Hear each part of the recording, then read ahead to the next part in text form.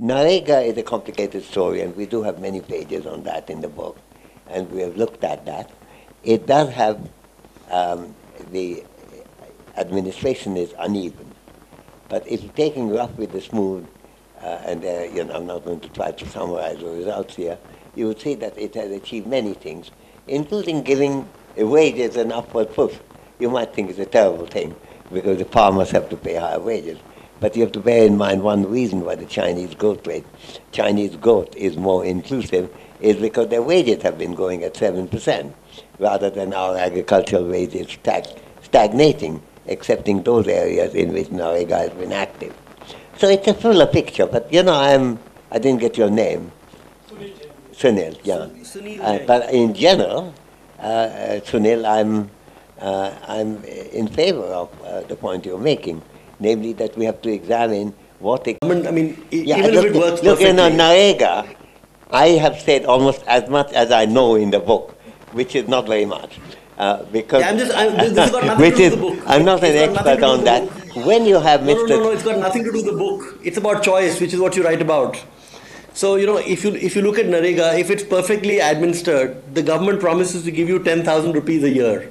100 bucks a day, 100 days a year, so that's 10,000 rupees is what the government promises to give you here.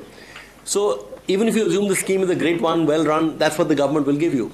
Now, on the other hand, you've got the textile sector, which actually accounts for about 8 to 10% of the Indian labor force. Yeah. And the problems there that, the sector is by and large small-scale industry, because people don't want to hire people, when they don't have labor flexibility, which is why India is losing out on market share to Bangladesh and countries like that.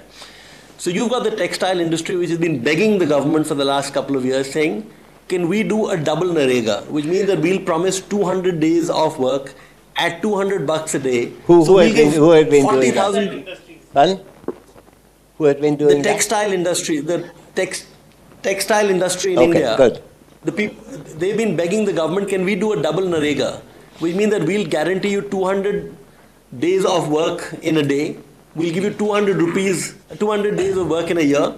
We'll give you 200 rupees per day. So we'll actually give you 40,000 rupees per year is what they're willing to guarantee if the government gives them flexibility in employment, and the government of India doesn't want to look at that. What do you say to that?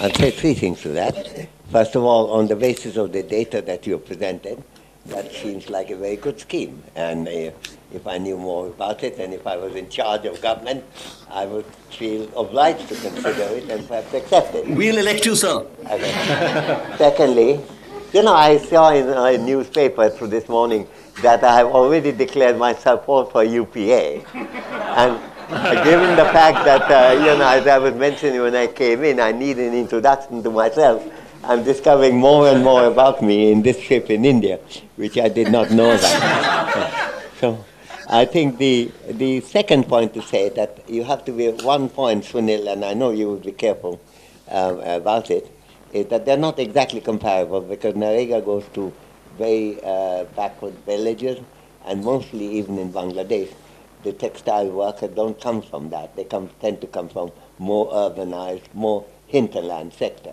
So if you are paying fuller attention, here I'm making a point as an economist, then you have to look exactly who are the beneficiaries.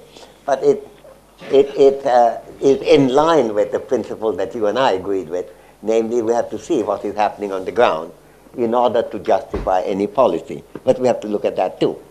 But the third point is this, that as long as you go on comparing only Narega as opposed to textile, and don't think about textile versus 2% of the GDP that goes in implicit subsidy for electricity and diesel subsidy and fertilizer subsidy and not having taxes on gold imports, I don't think you would have addressed the question adequately broadly.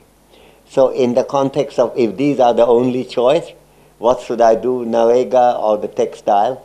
The answer to that may be what you suggest, but if there are other choices which impinge on the lives of the poor very little, hardly at all, enormously on the lives of people who are very vocal, who are very powerful, who are in a position to control power in India, if you make that comparison, you may find that you ought to do the things that the textile is suggesting, but there may be a better way of financing it than the one that you have so far considered, namely the Narega cutting.